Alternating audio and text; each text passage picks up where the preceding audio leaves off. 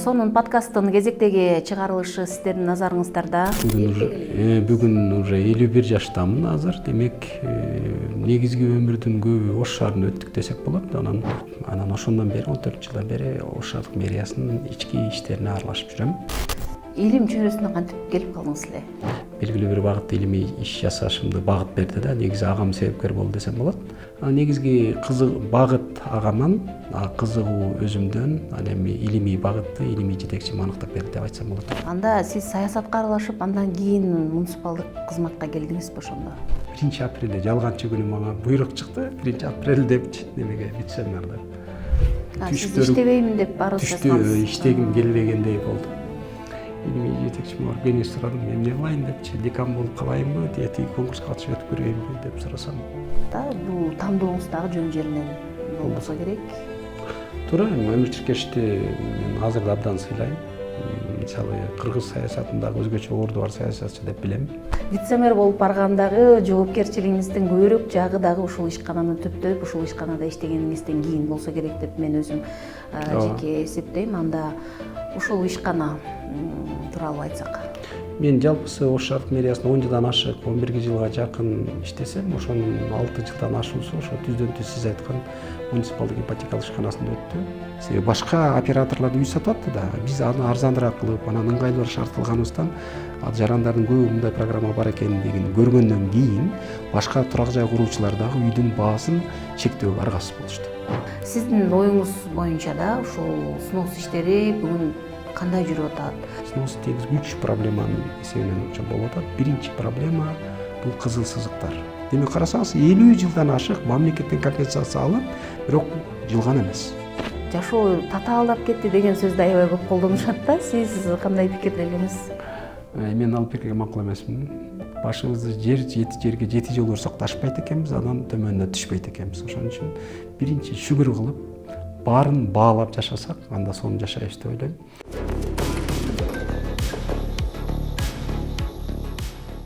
Саламатсыздарбы, урматтуу телекөрүүчүлөр. Сонун подкасттын кезектеги чыгарылышы сиздердин назарыңыздарда. Көрсөтүүнү мен, журналист Гүлжан Ажиматова алып барам. Сонун подкасттын ар бир чыгарылышында биз кайсы бир тармактарда жүргөн ийгиликтерди жарата алган жана ошондой эле ушул сонун подкасттын каарманы же коногу катары биз атайын бир өзгөчө инсандарды чакырып келебиз. Бүгүн дагы илим чөйрөсүндө, муниципалдык кызматта, деги эле саясатта жүргөн дагы бир мыкты коногубузду чакырып алганбыз. Анда эмесе бүгүнкү сонун подкастты баштайбыз. Саламатсызбы, урматтуу Кутманалы мырза, биздин куттуу студиябызга куш келипсиз. Кушап болуңуз. Рахмат. Мен жогоруда айттым, ушул илим чөйрөсүндө дейли, муниципалдык кызматтарда дейли, саясатта сизди ушул көрүп эле жүрөбүз, ишмердүүлүгүңүз менен жакындан тааныш болуп жүрөбүз. Андыктан ушул мен сонун подкасттын көрүүчүлөрүнө дагы айта кетейин. Кутманалы Абдрахман уулу бүгүн мен жогоруда айтып кеткен ушул көп кырдуу инсан менен сонун подкастта кызыктуу маек курабыз деген ишеничтебиз. Биринчиден ыраазычылык билдирip өтөйлү. Ушул биздин сунушубузду четке какпай, ушул бүгүнкү берүүдө кеңири, анан суроолорубузга ачык айкын жооп бересиз деген ишеничтебиз. Рахмат. Кутманалы мырза, көпчүлүк сиз иштешип жүргөн чөйрөдө ушул сиз көбүрөөк Ош шаарында эмгектенип калдыңыз, көпчүлүгү билишет. Бирок ошол эле убакта биздин сонун подкасттын көрүүчүлөрү бул Кыргызстандын четиндеги жүргөн дагы көрүүчүлөрүбүз бар. Андыктан сизди азыркы мэрдин жердеши дешет. Сөз башынан болсун, сиз кайсы жерден болосуңуз, өзүңүз тууралуу айтып берсеңиз сөздүн башында. Мен атым Кутманалы, фамилиям Абдрахман уулу. Жалал Абад областынын Акс районунун Тегене деген айылында төрөлгөм. Ошол жерде орто мектебти бүттүм. Андан кийин Ош мамлекеттик университетине 1991 жылы 16-17 жашымда келдим. Бүгүн уже 51 жаштамын азыр. Демек, негизги өмүрдүн көбү Ош шаарында өттүк десек болот. Анан бүгүн мен негизинен туулган жерим Кичи Мекеним Аксы, бирок толук өзүм Оштукмун деп эсептейм. Ошто жүрөм. Анан кийин университет, Ош мамлекеттик университетинин физика математика факультетин бүтүрдүм. Андан кийин Ош технологиялык университетинде, Кыргыз Өзбек университетинде жөнөкөй лаборанттан декандык кызматтарга чейин иштедим. Анан 14-жылы ушул сиз жана жогоруда белгилегендей саясий маселелерден улам. Ош шаарынын вице-мэри катары иштеп, анан ошондон бери 14 жылдан бери Ош шаардык мэриясынын ички иштерине аралашып жүрөм. Анан былтыркы жылкы шайлоолордо ошол Мурас партиясынын тизмесинде Ош шаардык кеңешинин депутаты катары шайланып келдим. Анан ушул шайлоого байланыштуу буга чейинки Ош шаардык мэриясында иштеп жаткан кызматымды тапшырып, бүгүнкү күндө Ош шаардык кеңешинин депутаты, ал эми негизги жумуш ордум болсо Кыргыз Илимдер академиясынын түштүк бөлүмүнүн жаратылыш байлыктары институту бар. Ошол институттун адаттан тышкаркы энергетика булактары лабораториясынын башчысы болуп иштеп келатам. Кыскача жакшы. Ушундай. Демек жана илим чөйрөсүнөн баштап азыр кайра барган чагыңыз илим чөйрөсүнө. Кайра илимге кайттым десем болот. Аябай жакшы. Кутман мырза, мен сиз тууралуу ушул подкастка тартайын дегенде ушул өзүңүз тууралуу маалыматтарды чогултуп көрүп, анан ошол жогоруда айттык, сиз ушул жөнөкөй илим чөйрөсүнө кызыгып баштаганыңызда ушул лаборант болуп ошол жерде баштаган экенсиз да. Андан жогорулап тепкичтерге көтөрүлүп дегендейчи, ушул илим чөйрөсүнө кантип келип калдыңыз эле? Мен окуп жүргөндө эле менден улуу агам бар болчу. Агам аспирантурада жүрдү, анан психология багытында. Анан агам менин негизги багыттоочум болчу, ал мени ушу илимий чөйрөдө болушумду каалачу. Ар дайым тапсырмаларды коюп, мектепте окуп жүргөндө эле тапсырмаларды коюп, ал эми окуу жайым бүткөндөн кийин белгилүү бир багытта илимий иш жасашымды багыт берди да. Негизи агам себепкер болду десем болот. Анан кийин Ош технология университетинде иштеп жатканда техникалык илимдер доктору, профессор, күн энергетикасы боюнча Кыргызстандык ошол мезгилдеги жападан жалгыз адис Исманжанов Анваржан Исманжановичке жолугуп калдым.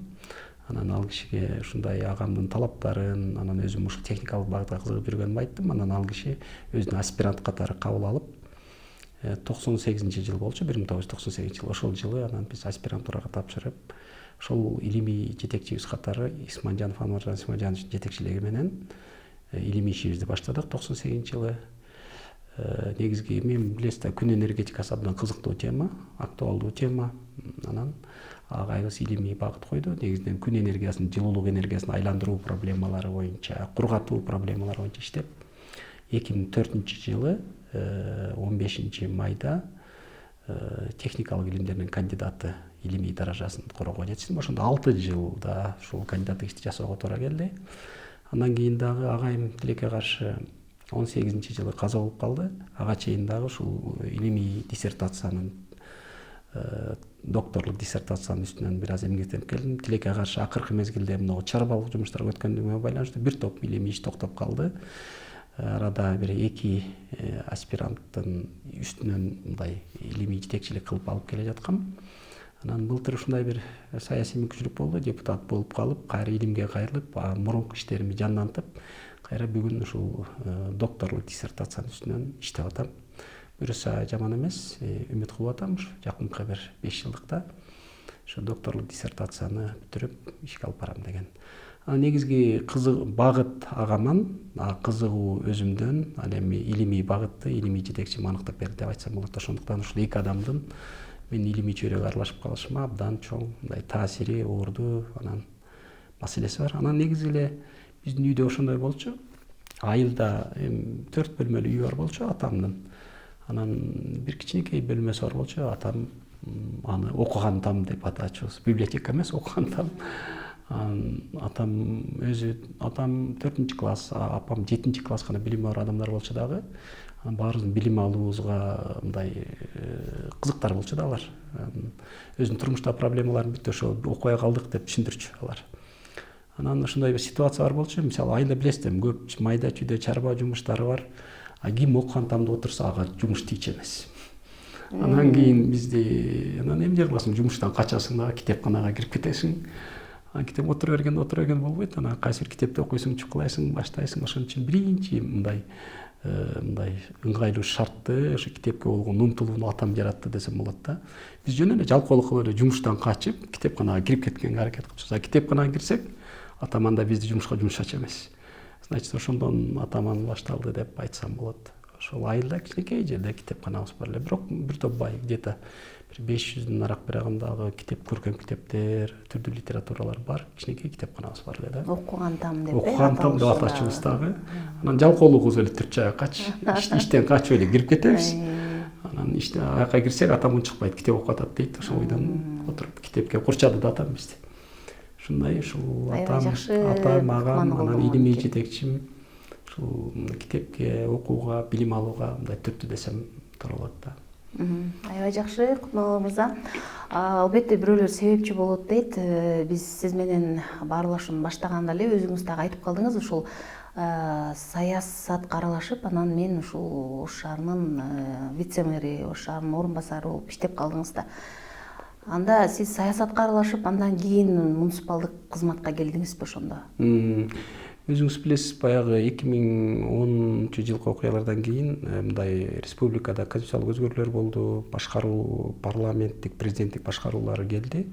Анан ошол мезгилде дагы Ош технологиялык университетинде иштеп жүрүп, жакын бир дос тапкам. Ал досум абдан мындай саясий активдүү жигит болчу. Ал жигит Ата Мекен партиясынын Ош шаардык бөлүмүн жетектечү. Анан жакын мамилелешип болгон үчүн ал киши ошол жакта саясий активдүүлүктү дагы арттырууну сунуштады. Анан биз ошол партиянын катарында бир топ мындай шаардык кеңештеги шайлоолордо партияны мындай сүрмөлөп, анан бир жолу кандидат катарында катышып, анан ушул ал досумдун мындай бир багыты, таасири менен, анан ошол мезгилде агым болсо керек, элдердин баардыгы эле ушундай партиялар аркылуу уюштурулган маселелер болчу. Ошон үчүн ошол партияга кирип бир топ мындай иштеп калдык да, бош убактарда, мындай жумуштан кийин, дем алыш күндөрү десем болот. Анан кийин ал партиянын мүчөсү катары, анан өзүңүз билесиз, жанагы шайлоолордон кийин ошондой ал мезгилде ушул бийликтин курамы да какой-то конфигурациялар менен түзүлчү. Жеңип келген шайлоодо белгилүү бир жеңиштерге жеткен партиялар мындай ичара башкаруу процесстерин ишке ашырчу да. Ош шаарынын мэрин шайлачу. Ушундай процесстерде менин конкурска катышуумду сунушташты, ошол партиянын өкүлү катары. Анан мен конкурска катышып, анан ошондой деле ушул сыяктуу резервдик маселелер бар болчу. Конкурстан катышып, ошондо 60тан 51 балл алып, анан мен ошондо эсимде бир 9 адам болчу. 9 адамдан талапкерлер, ошо вице-мэрликке талапкерлер 9 адам болчу. Анан өтүп келип, баллы жогору адам катары. Ушундай кызык ситуация болду. Биздин өзүбүздүн партиядан бир нече адамдар дагы өттү, ошонун арасында дагы.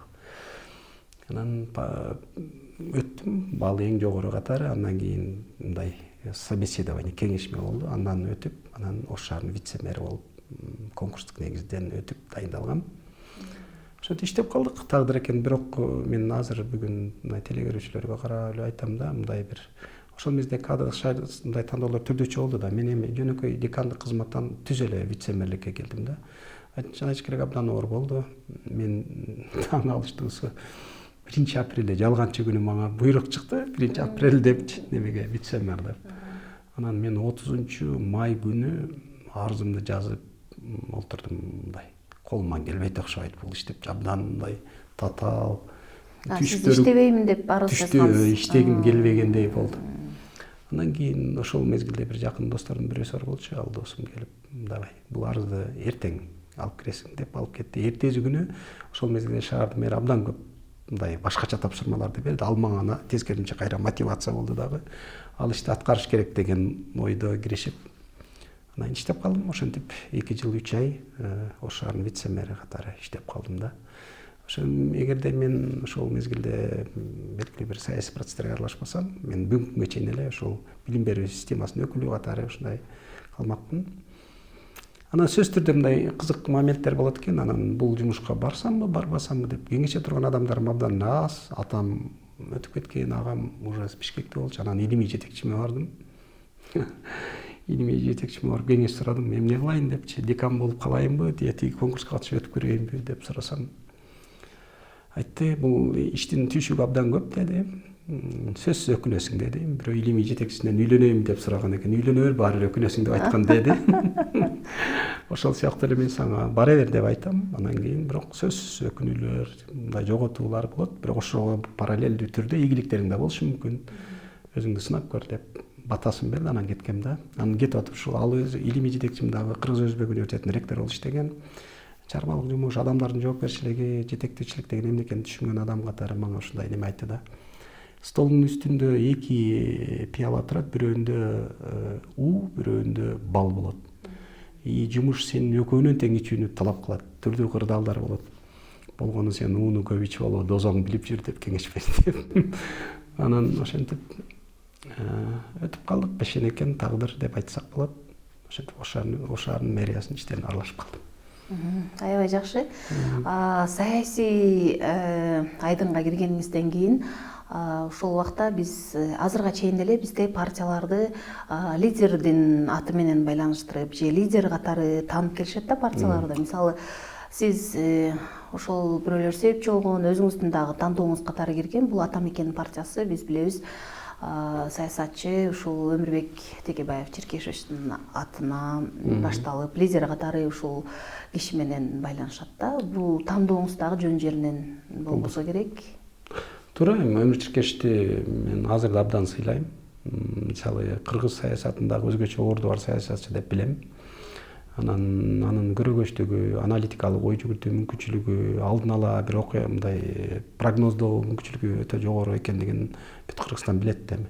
Эми ал кишиден сабак алып, ал кишинин мындай саясий көрөгөчтүгүн үйрөнүп, мындай чоң бакыт болмок. Тилекке каршы биз көп мындай контакт кыла албай калдык. Бир-эки акыркы 5-6 жылдар иштеп калдык да.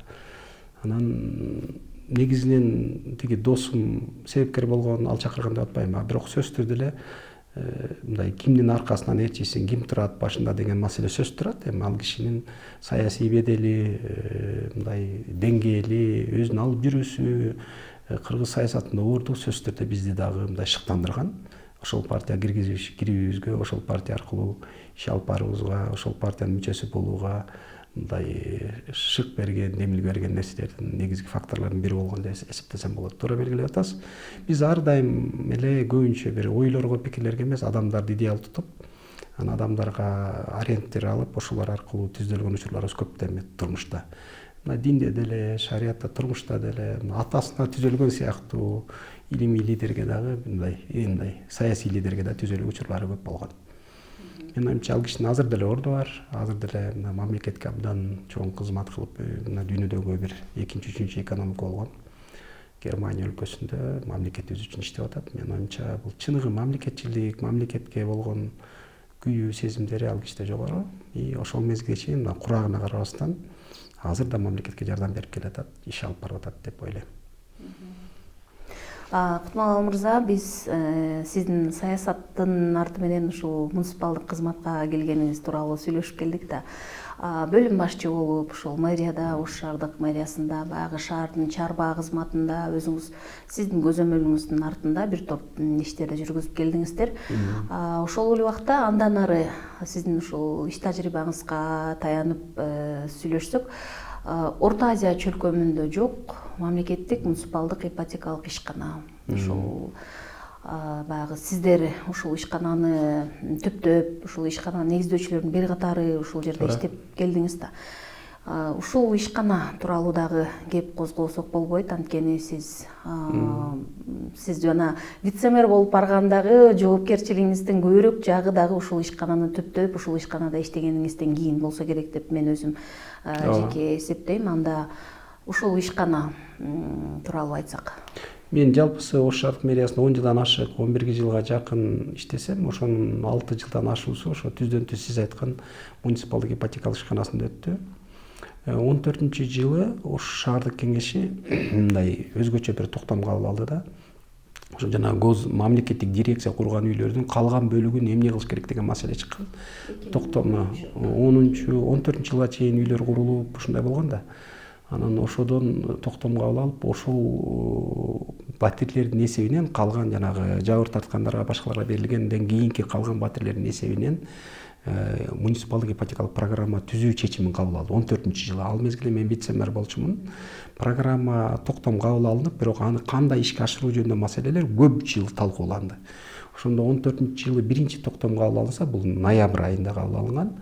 Андан кийин 18-жылга чейин ошол акча каражатын иштетүү, программаны уюштуруу маселелери талкуу жаратып келди. Анан бюджеттик кодекстин талаптары, мыйзам бүт баардыгын талкуулагандан кийин Ош шаардык кеңеши атайын ошол программанын оператору катары өзүнчө ишкана ачуу маселесин карап, ошого макулдук берип чечти. Ошентип 2018-жылдын апрель айында муниципалдык ипотекалык ишканасы түзүлдү. Ал мезгилде мен департамент бар болчу, турак жай департамент, ошонун директору катары иштечимин. Мына ипотекалык программаны ошол департаментке просто байлап, ошол аркылуу иш алып баргыла деп аткан. Бирок департамент толук кандуу бюджеттик ишкана болгондуктан, бул ипотекалык программада жана пайыз мөсөллөрү бар эле да. Ошондуктан ал бюджеттик кодекстин 105 берилисине туура келбегендиктен өзүнчө ишкана ачуу зарылдыгы чыгып, анан бир аз ошого колго ошол иштеп калган адам катары ошол кездеги шаар жетекчилиги мени ипотекалык ишкананын директору кылып дайындады. Анан эсимде бизге бир кабинет берди, пока 3-4 штат берди, өзүм менен юристим, бухгалтер, анан секретарь, өзүм төртөөбүз жумушту баштадык. 4 стул, 1 столубуз бар болчу. Анан ошол мезгилде чогулган бир аз ага чейин үйлөрдүн бөлүштүрүү иштери алган экен, 31 миллион сом акча каражатындагы уставдык абал катары өткүзүп беришти. Анан 1 жылдын ичинде ал акча каражатын баягы эффективдүү жарандардын менен болгон иш-чараттын жыйынтыгында 192 миллионго чыкты. Анан көрдүк, иштесе болот, маселе уже ачык, финансылык булагы чечилди деп эсептедик дагы. Анан баштадык. 19-жылы биринчи үйдүн курулушуна старт бердик. Ошо 1 жылдан кийин уже биз бир үй курууга жетиштүү каражат топтой алдык. Андан кийин ошентип этап менен иштер башталды. 20-жылы экинчи ипотекалык үйдүн курулушуна старт бердик. Ал үйлөрдү 21-жылы бүтүрүп тапшырдык. Буга чейин Гос дирекцияда калган 400 батирди дагы ипотекалык шартта бөлүштүрүү иштери жыйынтыкталып, ишканага жалпысы өзүбүз курган 170, немеден Гос дирекциядан калган 406 үйлөр менен жалпысы 576 батирден турган мындай баштапкы финансылык мындай мүмкүнчүлүктөр пайда болду да. Аны иштеп баштадык. Кийин карап ипотекалык программанын каржылык булактары мындай тартыш экендигин сезип, андан кийин ошол мезгилдеги талапты да көрүп, анан негизинен бир шаар ичинде мамлекеттик турак жай маселесин координациялоочу оператор болуш керек, арзан турак жай дагы уюштурушубуз керек. Жанагы эркин үй куруучуларга конкуренция түзө турган, арзан үй боло тургандай программа керек болду дагы. Биз үлүштүк курулуш программасын иштеп көркөй кеңешке алып чыктык, шаардык кеңешке. Шаардык кеңеш жактырып бергенден кийин 20-жылдан баштап ошондой ишканада экинчи да программа иштей баштады. Анан мен 24-жылы былтыр ошол шайлоолордон улам жумушумду тапшырдым. Анан жумуш тапшырардын алдында тиги апрель айында ишканабыздын 6 жылдыгын белгилеп, коомчулукка отчет берип тапшырдык. Ошол мезгилде биз 31 миллион сом менен баштаганбыз. Тиги 24-жылы тапшырып аткан мезгилде жалпы ишкананын жоопкерчилигинин келишимдеринин жалпы көлөмү 5,13 миллиард сомго чыкты. Демек бизде ишеним пайда болду. Демек мындай программа иштеше болот экен. Анан эң негизгиси жана үлүштүк курулуш долбоорун ишке салуу менен шаарда турак жайлардын баасын көзөмөлдөөгө мүмкүнчүлүк болду. Биздин ошол мезгилдеги баалоолорубуз боюнча 15-17% чейин үйлөрдү арзан кылууга жетиштик. Себеби башка операторлор үй сатып атты да, биз аны арзаныраак кылып, анан ыңгайлуу шарт кылганыбыздан жарандардын көбү мындай программа бар экендигин көргөндөн кийин башка турак жай куруучулар дагы үйдүн баасын чектөөгө аргасыз болушту. Анан ошентип бул мамлекеттик аракет менен турак жайдын баасын көзөмөлдөөгө жасалган биринчи шарт болду да. Анан албетте биздин мындай айткандарыбыз түрдүү талкуулар жаратты, түрдүү пикирлер жаратты, коомчулукта ар түрдүү ойлор, пикирлер болуп атты. Себеби бул жаңылык болчу. Буга чейин мындай мамлекеттик муниципалдык ишкана болгон эмес. 16-жылы мамлекеттик ипотекалык компания ачылган. Бирок алгачкы мезгилдерде алар тиги финанс рыногуна акча чыгарчу. То есть үй курчу эмес, акчасын гана берип, жарандар барып кезекке туруп банктардан акчасын алчу. Кийин биздин тажрыйбадан кийин мамлекеттик ипотекалык компания дагы турак жай курууга киришти. Бүгүнкү күндө мамлекеттик ипотекалык компания республикада өтө чоң масштабтуу иштерди кылып атканын көрүп атабыз да. Абдан көп эмес, кечеги маалыматтар айтылат, 70 миңден ашык батир. Демек бул иш массалык кетти да. Демек абдан жакшы болду. Андан кийин биз да 20-жылы үлүштүк курулуш программасын баштаган болсок, 23-жылы адашпасам 24 жыл башында мамлекеттик ипотекалык компания дагы үлүштүк курулуш программасын ишке киргизди. Демек мамлекеттик масштабта биздин демилгелер колдоого алынды деп айтсам болот. Негизги мамлекеттин саясаты катары ушул программалар иштей баштады. Мен абдан сүйүнөм бүгүн. Анан биздин тажрыйбалар айтылды. Мисалы кийин биз Өзбекстандан, Казакстандан түрдүү чакырууларды алдык, барып ал жерде мындай турак жай программасындагы алгачкы жаңылыктар, эксперттер катары барып аларга бир топ мындай маалыматтарды берип, семинарларына катышып, эксперт катары иштеп жүргөн күндөрүбүз да болду. Ошондо эле айтып калабыз, биз бул Ош шаар мэриясынын муниципалдык ипотекалык программасы, анын үлүштүк курулуш долбоору бул Орто Азиядагы алгачкы долбоор деп. Бүгүнкү күндө дагы мисалы көп мамлекеттерде жок. Биздин мамлекетибизде мына азыр Садыр Нуркожоевичтин жетекчилигиндеги мамлекет башчыларын ушул мындай эффективдүү жолго койгондугун көрүп туруп, менин оюмча башка мамлекеттер дагы мунун аркасынан чет болуш керек. Себеби турак жай деген бул негизги проблема да. Негизги оюбуз ошондо болгон, биздин Ош шаарынын мэриясынын деле, биздин ишкананын деле турак жай бизнес болбош керек. Турак жай бул зарылдык болуш керек. Анын баасы мамлекет тарабынан көзөмөлдөнүш керек, контролдонуш керек. Анан жарандарга ар дайым бир конкуренция кылып, жанагы философияда суроо, анан кийин сунуш деген болот. Ошол сыяктуу биз сунуштарды ар дайым мамлекеттик программа катары сунуштап, жарандарыбызга ыңгайлуу нерселер сунуш кылыш керек деген ой болчу. Ошол ой бүгүн толук ишке ашканын көрсөк болот. Бүгүн иштеп атат. Мен абдан сыймыктанам. Ушул иштердин мындай алгачкы башында туруп калганына. Бүгүнкү күндө ишкана андан да өнүгүп кетти. Мен жакында бир сураштырсам, алар уже биз баягы койгон 5,3 миллиард деген чек уже бир топ жогорулап кетиптир.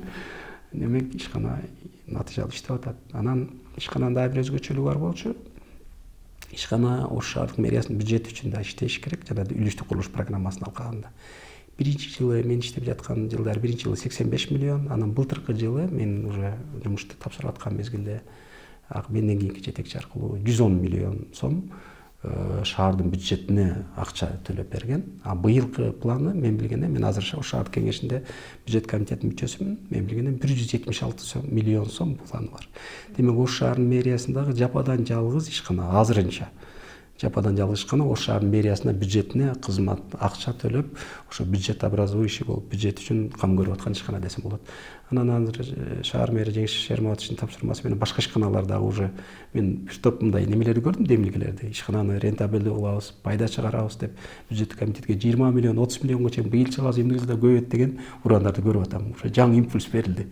Буюрса абдан катуу иштер болуп атат.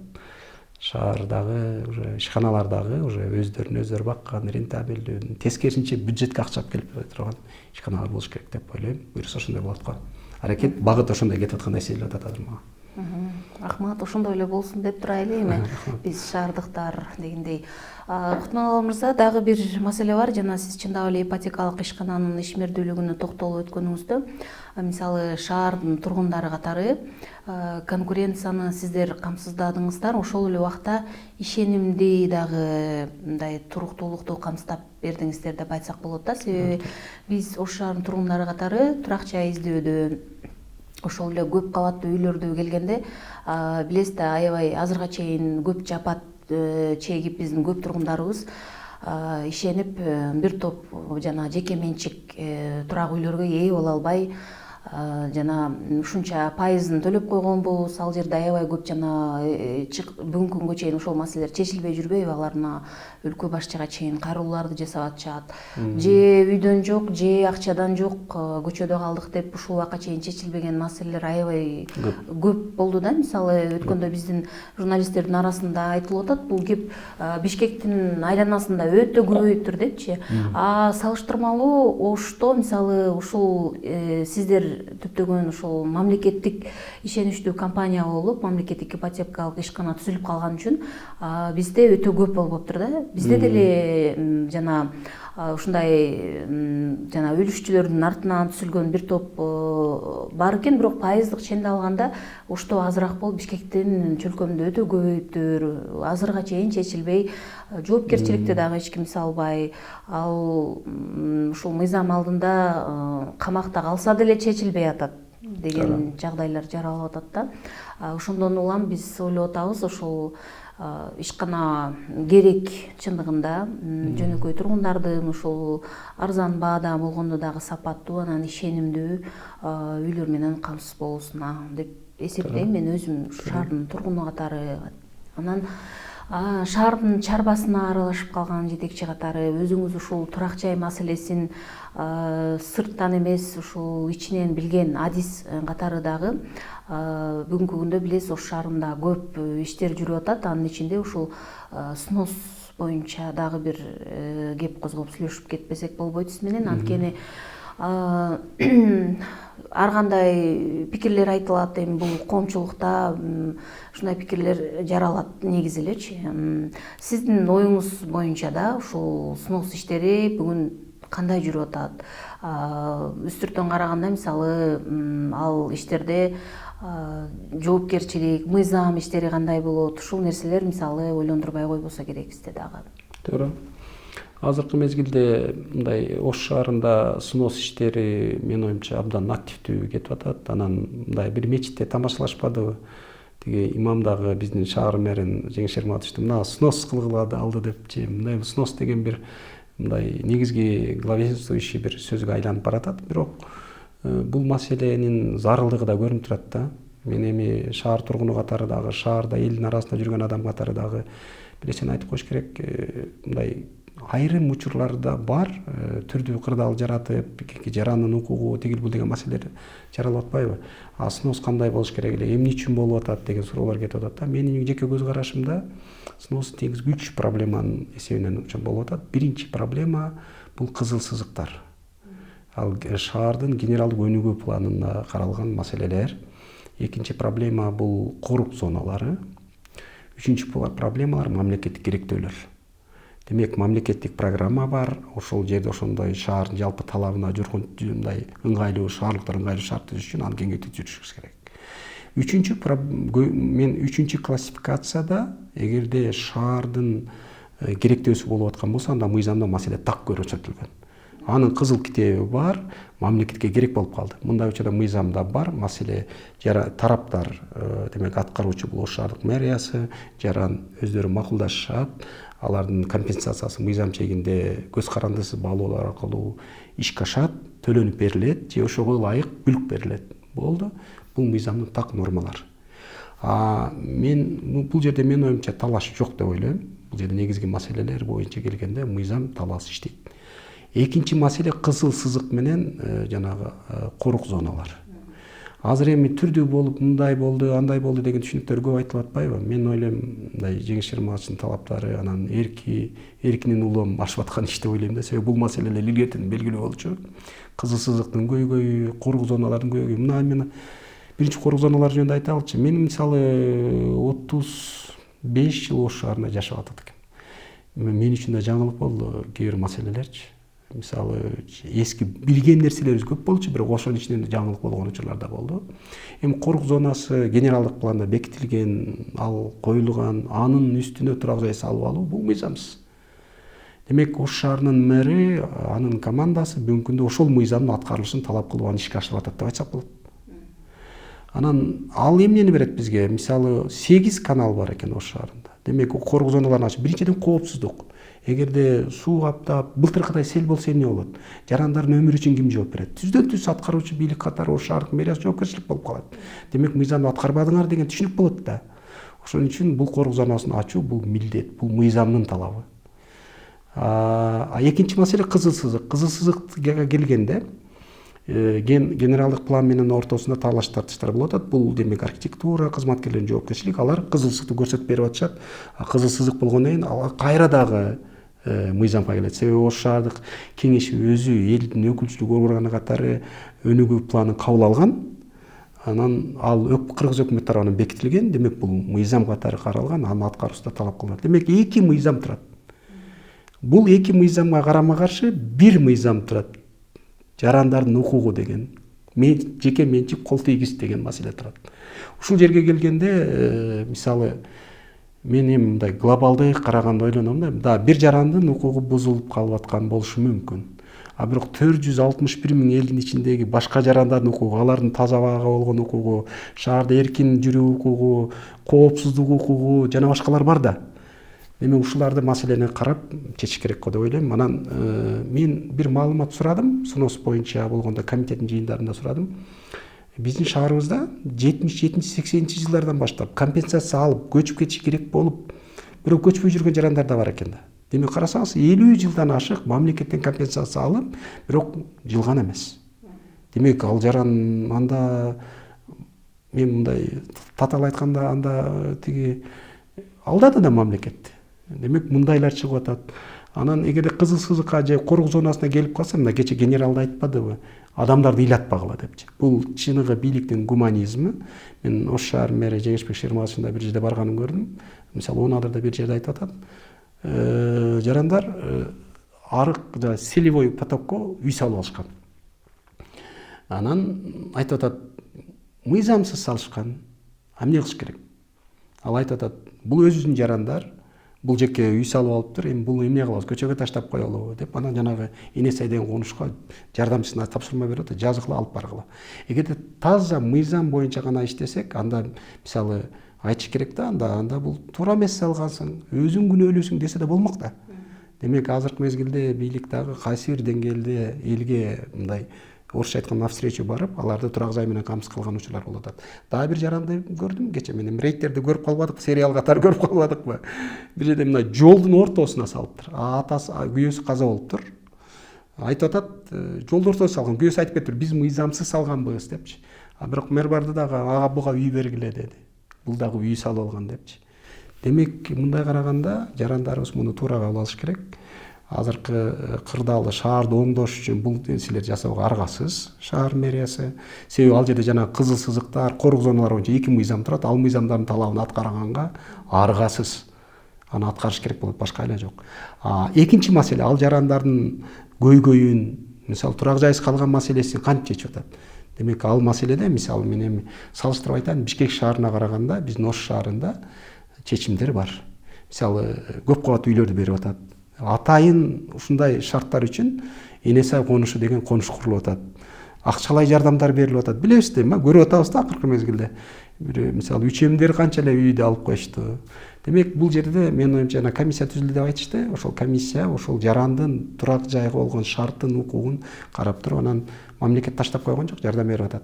Ошон үчүн азыркы мамлекетте шаарыбызда болуп аткан СНОС маселесинде жанагы мен жогоруда айткан кызыл сызык, корук зоналар жөнүндө мыйзамдардын татаалабын, ошол эле мезгилде жарандардын дагы турак жайга болгон муктаждыктарын дагы чыныгы көйгөйлөрүн карап чыгып, анан комиссиялык чечимдерди алып атат. Мен ойлойм, бул туура саясат, бул ишке ашыш керек. Себеби айталы бир жаран жолду тосуп үй салып алса, анан ал жерден 30 жаран өтүш керек болсо, анда 29 жарандын укугу каякта калат деген маселе турат да. Ошон үчүн мен оюмча эч кимди, мына кече генерал да айтты, талап кылып, эч кимди ыйлатпагыла депчи. Эч кимди ыйлатпайт. Азыркы аткаруучу адамдар, шаар мэри Жеңиш Шерматович баарын кабыл алып атат, угуп атат, сүйлөшүп атат. Анан мен бир ой келди башында. Ушундай болуп атса, түшүнүксүз болуп атат ситуациялар. Бир анда шаардын 51 депутаты бар, 51 штатка бөлүш керек, ар бир депутат бир чектен тышташ керек. Мен ойлодум да башында, бир ортодо бир мыйзамдык мындай бир түшүнүксүздүк болуп атабы, бир мындай бир кийин кырдаалды көрдүм. Анан кийин ал сунушумду айткан жокмун.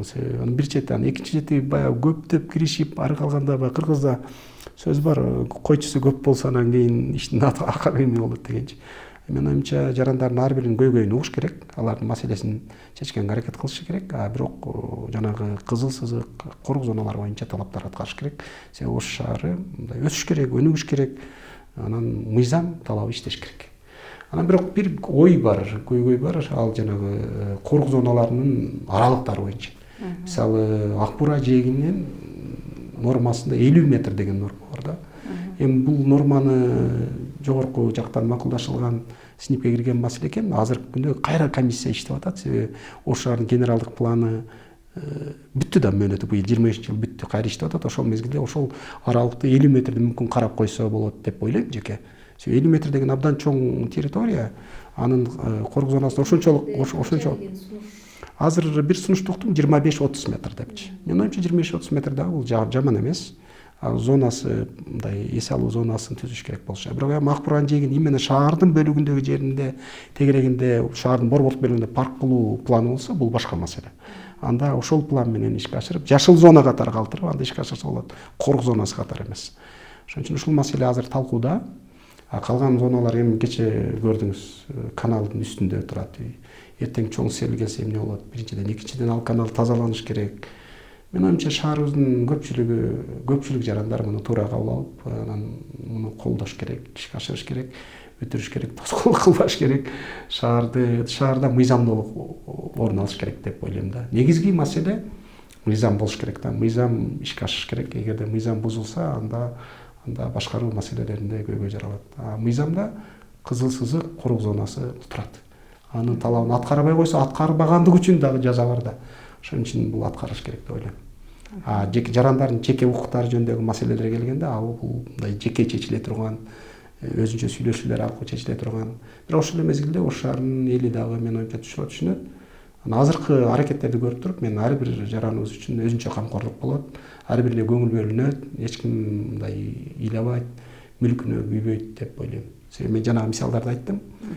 Мындай селевой потокто уруксатсыз үй курган адамга үй берип атса, бербей койсо болот эле мыйзамда.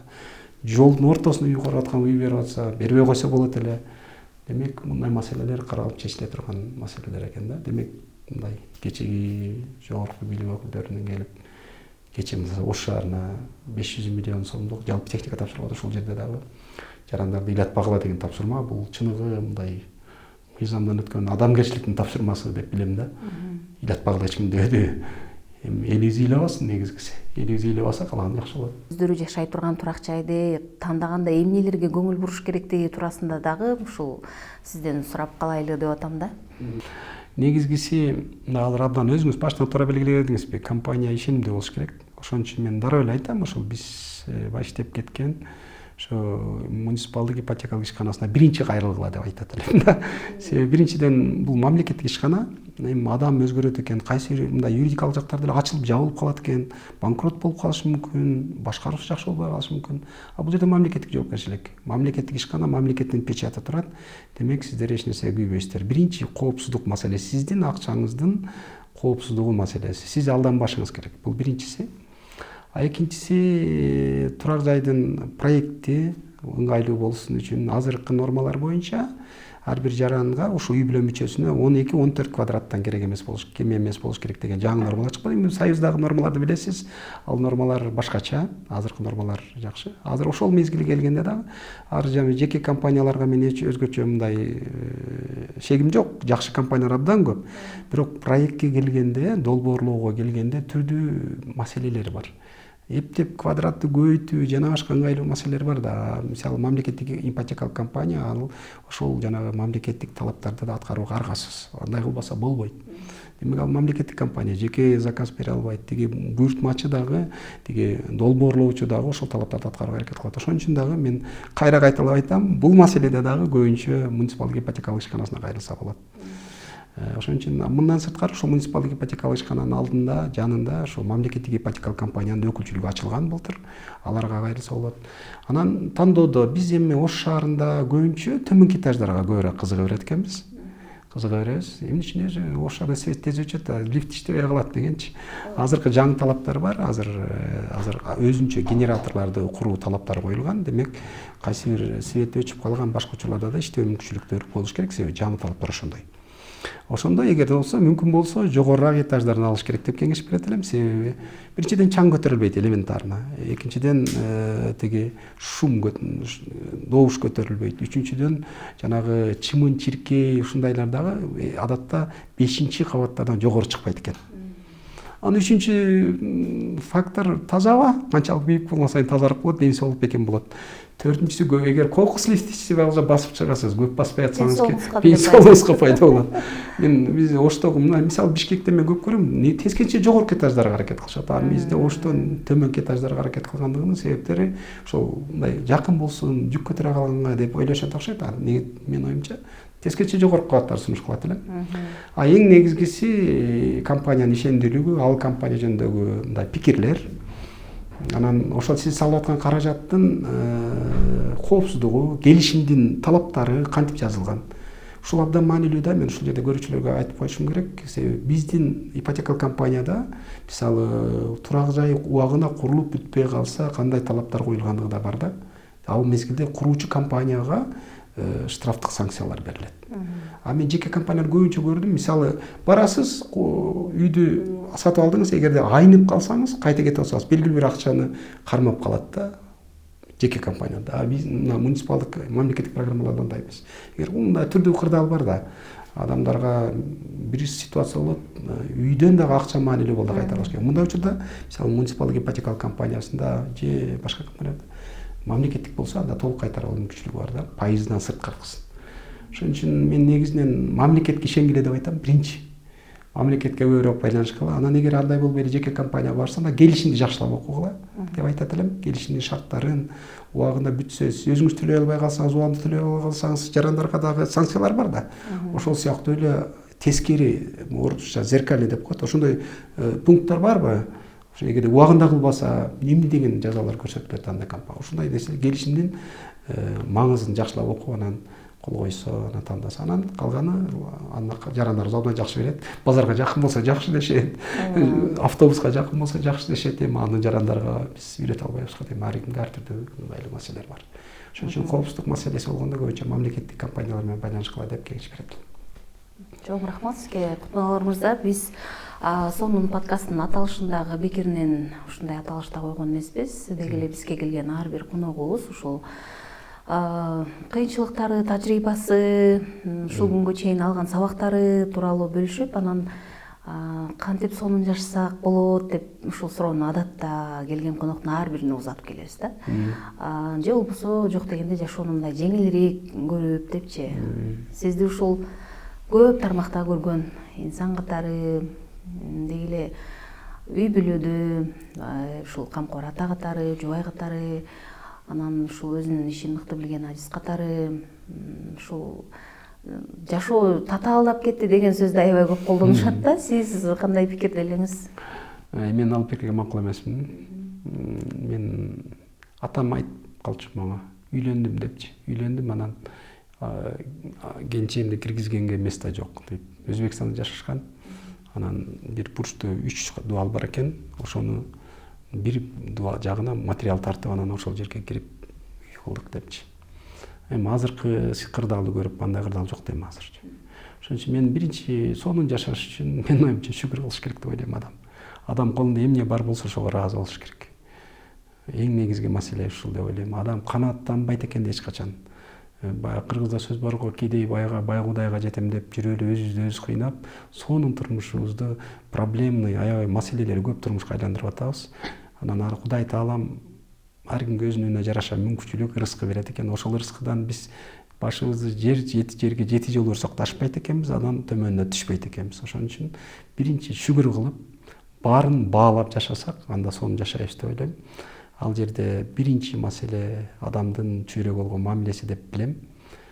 Адамдын профессионалдуулугу, анын 15% ийгилигин аныктаса психологияда, 85% ийгилиги мамиледен деп билем. Ошондуктан биринчиси шүгүр кылсак, анан мамилебизди оңдосок эле сонун жашайбыз деген оюм бар, башка маселе жок. Анан жакшы турмуш жөнүндө көп суроолорду бардыгы эле айтышат да. Анан мен биринчи Ош технология университетине ишке кирип калдым, анан кафедра башчыбыз менен абдан ынак элек. Ошолдон калды окшойт мага, тиги отуруп алып баласындай кылып кызматкерлер менен сүйлөшчү да бар. Анан суроо беребиз ага. Ал улуу киши, биз жашып калабыз, эми барганбыз. Агай, жакшы бактылуу жашоонун формуласы кандай деп сурадык да. Анан эми ал эмне деп айтат экен десек, ал айтты, эмгектен деди. Анан плюс тилиңи тишиңе кат деди. Көп эле сүйлөй бербе деди. Эмгек кыл, тилиң тишиңе кат деп айтты. Мен ушунда туура көрөм. Азыр мезгилде биз көбүнчө эң негизги күнөөлөрдү тилибиз менен кылабыз го дейм. Маселебиз менен жаратабыз. Ошон үчүн сиздин сурооңузга ошентип жооп берет элем. Шүгүр кылып, барынакка ниет кылып, андан кийин мамилебизди оңдосок жашообуз салып болот.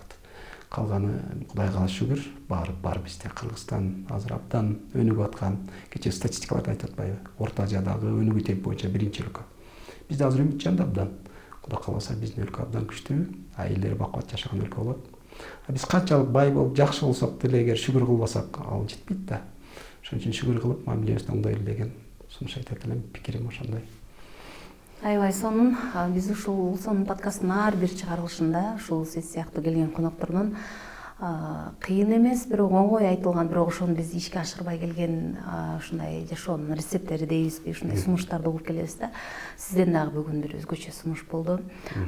Сизге чоң ыраазычылык билдирейли, ишиңизге ийгиликтерди каалап өтөйлү. Сонун подкастта буюрса сизди башка тармактарда дагы көрсөк, бул тармактардагы болгон алган сабактарыңыз, тажрыйбаларыңыз менен бөлүшөсүз деген жакшы изги ниеттер менен ыраазычылык билдирип өтөйлү. Сизге да рахмат, мүмкүнчүлүк бергениңиз үчүн. Бар болуңуз. Рахмат, аман болуңуз. Урматтуу телекөрүүчүлөр, сонун подкасттын бүгүнкү кезектеги чыгарылышы дагы чындап эле өзү илимпоз, муниципалдык кызматта, саясатта, ушул тармактарда жүргөн кезегинде Ош шаарынын вице-мэри болуп турган, бүгүнкү күндө эл өкүлү Ош шаардык кеңешинин депутаты Кутманалы Абдрахманов менен кызыктуу маек курдук.